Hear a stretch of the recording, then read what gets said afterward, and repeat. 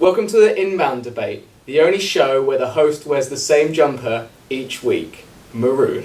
That's my colour. I'm James McFarlane. This is Dan Holt, Managing Director of Inbound. This is Nick Bateman, Technical Director. This week, we're going to be talking about anchor text distribution. In a post-Penguin world, how should we plan our anchor text when it comes to link building? Because obviously Penguin was all about punishing unnatural link building, unnatural anchor texts. Dan?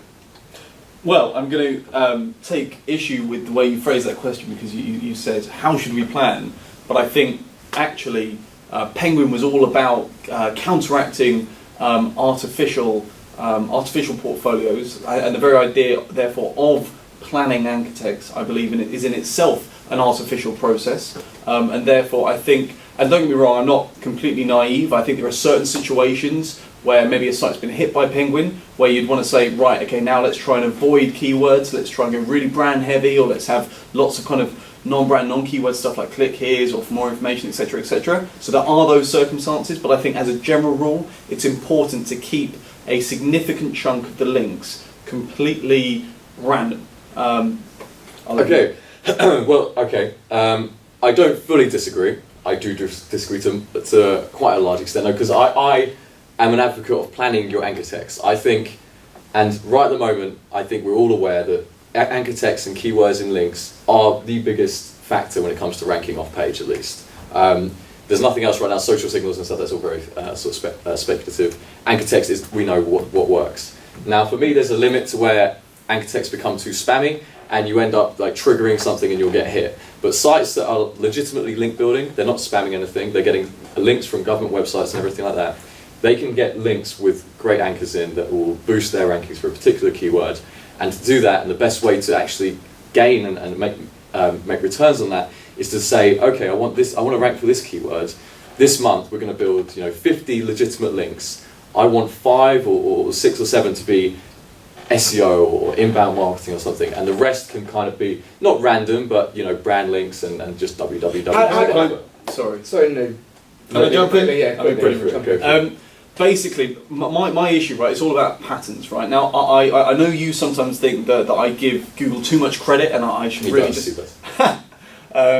Anyway, with it, I just feel that anything where a pattern can emerge, so for example... Okay, no, I get that, and I'm going to jump in, because this actually links on to my next question. How do you feel about planning anchor text with a random variable in it? So you have 50, so you've got 50 links, 45 are brand links, and 5% and 5 of them are they've got search engine optimization by inbound digital marketing or inbound.co.uk. So search engine optimization is in the anchor, but there's a random variable in the sentence that's linked. So you're not actually getting a specific anchor, but you're throwing it in. So it's partial anchors. Is that Yeah, what you're saying?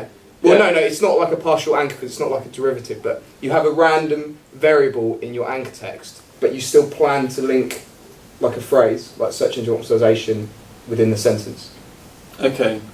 So if I understand correctly, because I'm not entirely sure that I do, but essentially I would just say that anything where a pattern can emerge. So for example, even if you say, right, every month there's going to be 5 where it contains the brand and something else, every month there's going to be 5 where it contains SEO and something else, wherever there's any kind of pattern, where from one month to the next the same thing happens over and over again, even if there's variation within that pattern, personally, I just think that that's something to be cautious of. Not saying you should never do it, but I do think that was what... It's about knowing when you've hit that limit where Google trusts you enough to say, okay, they can kind of spam that keyword and they'll be fine. Knowing that point is difficult. So yeah, it's going to be hard to. I don't know if you ever want to get to the point where you think, right, we can spam. Well, not spam. I mean, I'm talking about just going after a certain keyword. You could be not spamming, but just grabbing tons and tons of really good links really quickly because you're doing it legitimately. See, the way I would do it is I'd just say, you know what, this month, this particular, for 10% of this, we're going to put the emphasis on a particular brand, on brand or so 10%. So you are planning quite heavily. Yeah, but you're coming around to the idea of planning. Put the emphasis on rather than dictate. This is the anchor text, and this is the percentage of it. Well, I think right now, final point from me, I just think we need to look at what works now and also a bit of future proofing, a bit of randomness, a bit of all that. But what works right now are keywords and anchors. What Rand Fishkin spoke about last week, I think, was co-citation, which is this idea that you don't actually need keywords anymore. It kind of Google will understand the content and the context around your link, and it will be able to, or not even a link at all apparently, and it'll be able to rank you for certain things without actually having that keyword link. So that's probably where we're going in the future, but right now I'd focus on anchors. Okay, well thank you very much guys. This has been the Inbound Debate. This has been Nick. This has been Dan. I've been James McFarlane. See you next week.